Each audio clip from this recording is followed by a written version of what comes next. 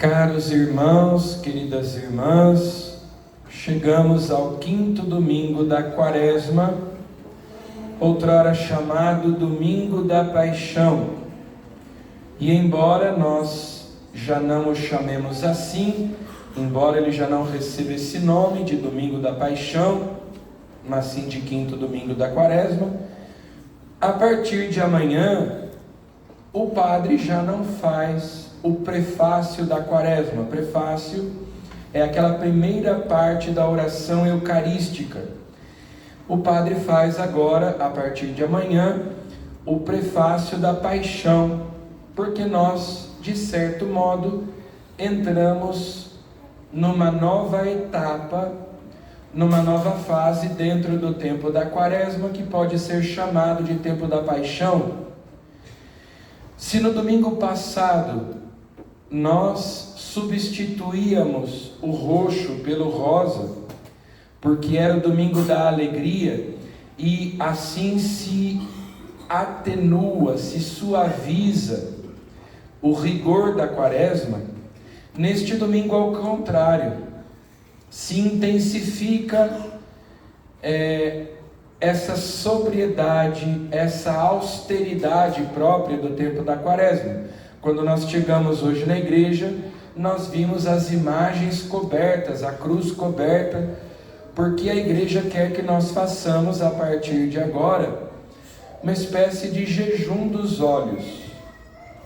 Nós temos feito o jejum aleluiático, porque essa palavrinha que começa com A e que a gente omite durante o tempo da Quaresma, ela expressa júbilo, exultação, alegria, e a Quaresma é tempo penitencial. Então, nós não usamos essa palavra, fazemos jejum dela, é o jejum aleluiático. Também o Glória não é entoado, mesmo nos domingos, apenas nas solenidades. Agora, entrando nesta última fase, na reta final da Quaresma, as imagens são cobertas. Nós vemos em algumas igrejas as imagens cobertas desde o começo da Quaresma, mas é um erro litúrgico. Não é isso que a igreja orienta, não é o que está lá nas leis litúrgicas. É a partir de hoje, por causa do tempo da Paixão. Então a igreja quer que nós nos recolhamos mais, menos dispersão, menos dissipação. Nós precisamos nos concentrar mais, meditar mais. Então, para evitar distrações, a igreja vai cobrindo as imagens. Depois a gente pode perceber lá na Quinta-feira Santa que o sacrário estará vazio. Depois, no final da missa, o altar é desnudado. Na Sexta-feira Santa, nós temos o altar desnudado, sem as toalhas, sem os tapetes no chão. É como se a igreja fosse se despojando, conforme nós vamos chegando perto da Semana Santa, e durante o processo do Tríduo Pascal, a igreja se despoja, ela vai morrendo, até que vem a ressurreição na vigília pascal. Então, são sinais que a igreja encontrou ao longo dos séculos para expressar a sua fé, a vivência do mistério pascal de Cristo.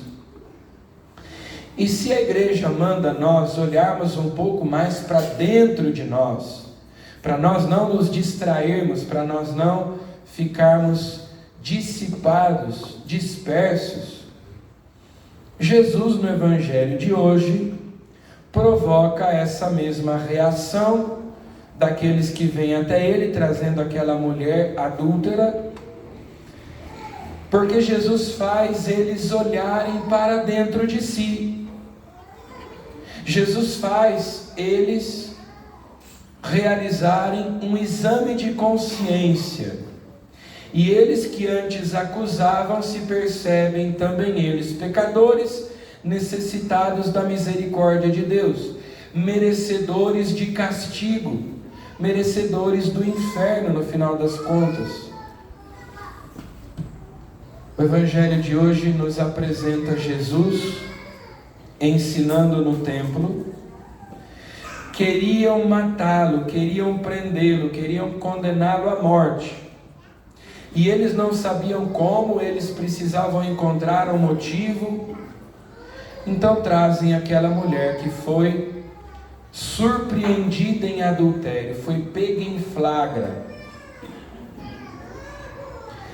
Trazem a mulher que certamente chorava, gritava, colocaram-na ali no chão, no meio de todo mundo, e perguntaram a Jesus: Mestre, esta mulher foi surpreendida em flagrante adultério. Moisés, na lei, mandou apedrejar tais mulheres. Que dizes tu? Era uma armadilha, era uma cilada. Mais do que condenar aquela mulher à morte, eles queriam condenar Jesus à morte. E só precisavam de um pretexto. Jesus era conhecido por acolher os pecadores e fazer refeição com eles. No domingo passado nós escutamos a parábola do filho pródigo, que começava justamente com essa reclamação, com essa acusação dos fariseus, dos mestres da lei. Ele acolhe os pecadores, ele faz refeição com eles, com as prostitutas, com os cobradores de impostos. Então, eles querem apresentar essa situação a Jesus, porque a lei de Moisés mandava punir com apedrejamento, com pena de morte, quem cometesse adultério. Aquele pecado era considerado um crime. Jesus não era laxista, Jesus não era relativista. Ele mesmo, outras vezes, falou com dureza sobre o pecado do adultério. Por exemplo, no Sermão da Montanha, ele lembra que o 9º mandamento proíbe desejar a mulher do próximo. E ele diz: aquele que deseja uma mulher aquele que olha uma mulher com o desejo de possuí-la já cometeu adultério no seu coração. Então, o próprio Jesus tinha praticamente equiparado o 9º mandamento ao 6º. Também quando perguntaram para ele sobre o divórcio, ele defende a indissolubilidade do matrimônio, dizendo: o homem que deixa sua mulher para se casar com outra comete adultério contra a primeira. Então Jesus não era nem um pouco relativista ou laxista em relação à gravidade desse pecado, mas ele não quebra a cana rachada, não apaga o pavio que ainda fumega. A lei de Moisés, de fato, era dura, porque a lei não era capaz de transmitir a graça. A lei não era capaz de perdoar os pecados. São Paulo lembra que a lei foi dada como pedagogo, para incutir a verdade, para ensinar, para denunciar o pecado. Aquele povo de cabeça dura, que precisava conhecer a verdade. Então, condenar alguém à morte por ter cometido um pecado mortal era uma maneira de mostrar a gravidade daquele pecado e dizer: olha, o pecado que você cometeu é mortal, o pecado que você cometeu conduz à morte, vai te condenar ao inferno, é a morte da alma, é a morte eterna. Então por isso você será apedrejado, você será condenado à morte se cometer esse pecado. Era uma maneira pedagógica, digamos assim, naquele tempo do Antigo Testamento. São Paulo diz: a lei apenas denuncia o pecado, mas ela não é capaz de vencer o pecado, de apagar o pecado. Por isso a lei fez abundar o pecado. Mas onde abundou o pecado, superabundou a graça de Deus. Jesus veio justamente para ser vítima de expiação pelos nossos pecados na cruz. É o Cordeiro de Deus que tira o pecado do mundo. Então é uma limitação, é uma imperfeição da antiga aliança. Já o profeta Ezequiel dizia: Deus não quer a morte do pecador, mas que se arrependa, que mude de vida, que se converta. No entanto, era preciso mostrar a gravidade daquele pecado, que é um pecado que conduz à morte. Dos pecados contra a castidade, o adultério é o mais grave, porque além de ser um pecado contra a castidade, é um pecado contra a justiça. É apropriar-se de algo que não me pertence, no caso de alguém que não me pertence, que pertence a outra pessoa. É um pecado que tantas vezes desfaz uma família. Mas a lei só podia condenar aquele que cometia o pecado. O Filho de Deus, no entanto, veio a este mundo não para condenar, mas para salvar, para redimir, para perdoar os pecados. Então aquela mulher adúltera estava diante da única pessoa que podia perdoar do seu pecado. Ao mesmo tempo, a única pessoa que podia condená-la, né? Porque Jesus diz: quem não tiver pecado, que atire a primeira pedra. A única pessoa ali que podia atirar-lhe uma pedra era ele, porque ele era inocente, porque ele era santíssimo, justíssimo, nunca cometeu um pecado sequer. Ele podia condená-la, ele tinha o direito de fazê-lo, mas ele veio justamente para nos salvar. Aquele que não tinha pecado se fez pecado por nós.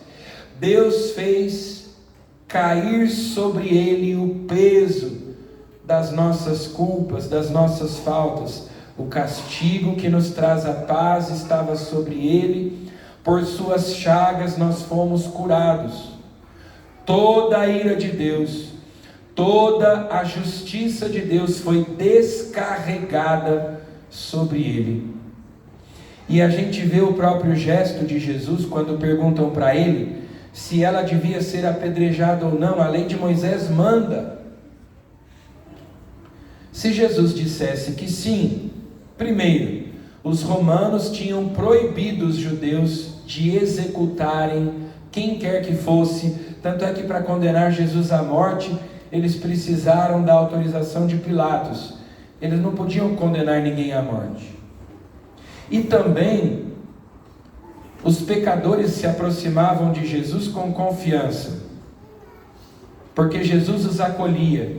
Mas se agora ele fosse favorável à execução daquela mulher, os pecadores talvez ficariam com o pé atrás, né? Opa, peraí, cuidado, ele aprovou a execução daquela adúltera, então talvez já não se aproximassem dele com tanta confiança. Por outro lado, se ele dissesse que não, que ela não devia ser condenada, que ela não devia ser executada, apedrejada, eles diriam: então você está indo contra a lei de Moisés, porque a lei de Moisés manda agir assim. Então Jesus, que é a sabedoria eterna e encarnada, primeiro se abaixa e começa a escrever com o dedo no chão. É uma atitude estranha, né?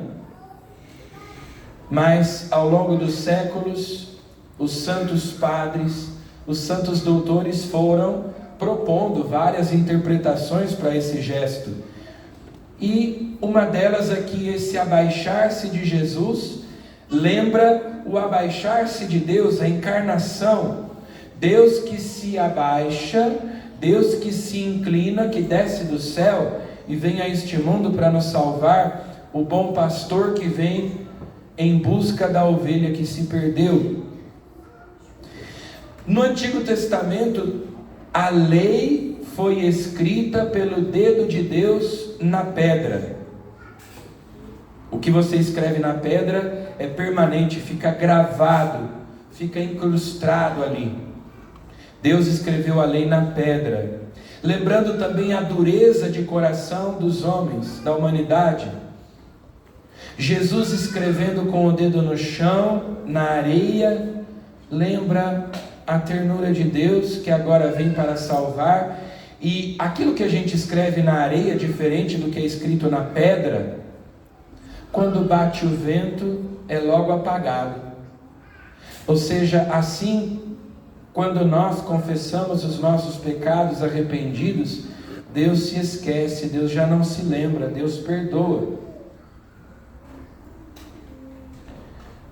Jesus responde: quem não tiver pecado, atire a primeira pedra. Não cabe a vocês condenar essa mulher, porque vocês também são pecadores. Vocês estão aqui agora, tentando condenar um inocente à morte. Maliciosamente vocês me preparam essa armadilha, essa cilada, para me condenarem, eu que sou justo, eu que sou inocente. Jesus mostra para eles que eles também são pecadores e merecedores do castigo divino, merecedores do inferno e portanto necessitados de salvação, de misericórdia, de perdão. Um a um foram saindo, a começar pelos mais velhos. Por que será que os mais velhos saíram primeiro? Talvez porque tivessem mais pecados para se lembrar, né? Porque quem vive mais tempo tem mais tempo para se arrepender, tem mais tempo para se converter, tem mais tempo para fazer penitência, mas também tem mais tempo para cometer pecado, né? Então, a começar pelos mais velhos, um a um foram saindo, foram embora. Restaram apenas Jesus e a mulher.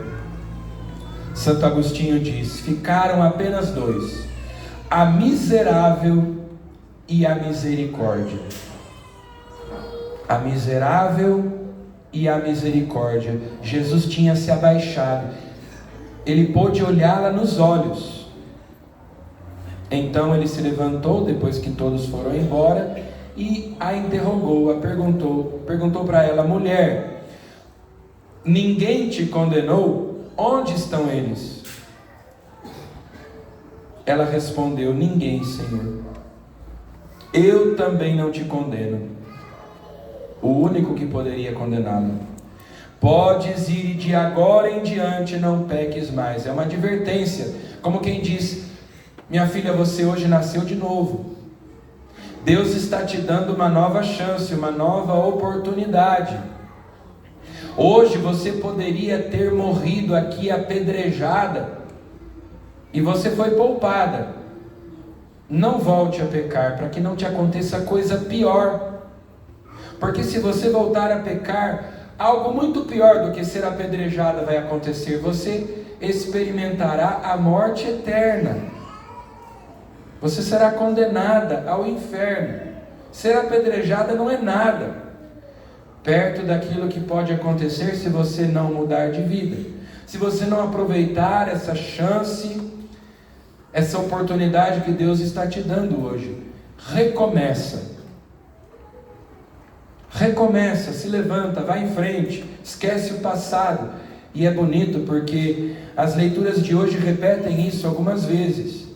O profeta Isaías, na primeira leitura, diz: não relembreis coisas passadas, não olheis para fatos antigos, eis que eu farei coisas novas, e que já estão surgindo, acaso não as reconheceis? Veja, não olhe mais o passado, olhe para frente, olhe para o futuro. São Paulo, que foi perseguidor da igreja, na segunda leitura de hoje dá o seu testemunho e diz: esquecendo o que fica para trás, eu me lanço para o que está na frente, corro direto para a meta, rumo ao prêmio, que do alto Deus me chama a receber em Cristo Jesus. Ele diz: eu considero tudo como perda diante da vantagem suprema que consiste em conhecer a Jesus Cristo. Por causa dele eu perdi tudo, considero tudo como lixo, para ganhar Cristo e ser encontrado unido a ele. Tudo que eu perdi, tudo que eu deixei para trás por causa dele é lixo, não vale nada. Só o que importa é que daqui para frente eu me esforce para ser salvo. Não que eu já tenha recebido tudo isso, ou que eu seja perfeito, não sejamos presunçosos. Nós nem podemos cair em desespero, não podemos achar que já estamos perdidos e condenados, mas nem podemos ser presunçosos. São Paulo dizia: eu não acho que eu já estou salvo, eu não acho que eu já seja perfeito, mas corro para alcançá-lo, visto que já fui alcançado por Jesus Cristo. Quando nós vamos à confissão, é como se nós fôssemos a um tribunal. Ali, diante de Jesus, quiseram estabelecer um julgamento. Colocaram ali a mulher e queriam que Jesus a julgasse. E havia do outro lado os que a acusavam. Num tribunal é assim também. Você tem o juiz, você tem o réu, você tem o promotor e você tem o advogado. O promotor é quem acusa, o advogado é quem defende, o juiz é quem emite a sentença, quem julga se o réu é culpado ou se ele é inocente, se ele será condenado ou absolvido. Quando você vai se confessar, o confessionário, a confissão, se parece com um tribunal. O penitente é o réu e ao mesmo tempo o promotor, porque é você mesmo quem se acusa. Você é o réu e o promotor. Você se reconhece pecador, você se acusa os seus pecados, se reconhece culpado. Do outro lado está o sacerdote, está o padre representando Cristo, e ali ele é o juiz e ao mesmo tempo o advogado. Agora vejam, se o juiz é o advogado, se o juiz é quem me defende, é aquele que morreu por mim para me salvar, Jesus Cristo, então com que confiança eu vou a esse julgamento? São João da Cruz dizia: no ocaso de nossa vida seremos julgados pelo amor, seremos julgados por aquele que morreu por nós na cruz. Então a confissão é o único tribunal no mundo onde você se reconhece culpado e sai absolvido. Você se reconhece culpado e sai absolvido, porque o teu juiz é o teu advogado, é aquele que te defende. É Jesus Cristo que intercede por nós junto de Deus no céu dia e noite.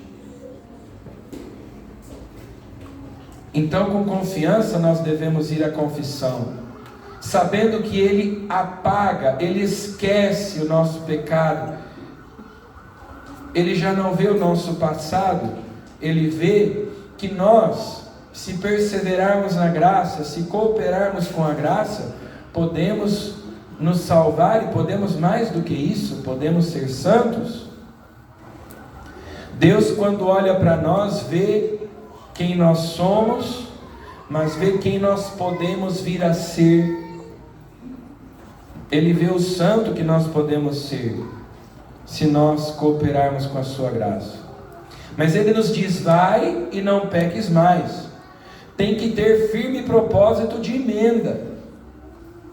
Eu não posso usar a misericórdia de Deus como desculpa para o pecado. Vai e não peques mais, muda de vida. Aproveita a oportunidade que Deus está te dando. Recomeça, se levanta, segue em frente.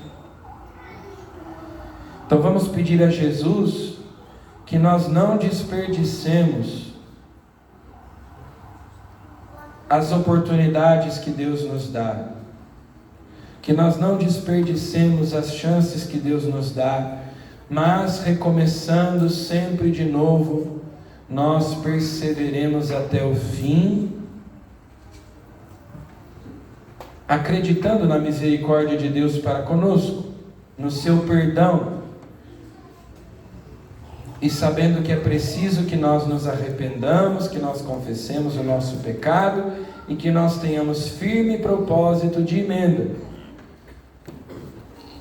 para nós vivermos uma vida nova, não a mesma vida de antes, mas uma vida nova, a vida que nos é comunicada pela graça de Deus. Louvado seja nosso Senhor Jesus Cristo.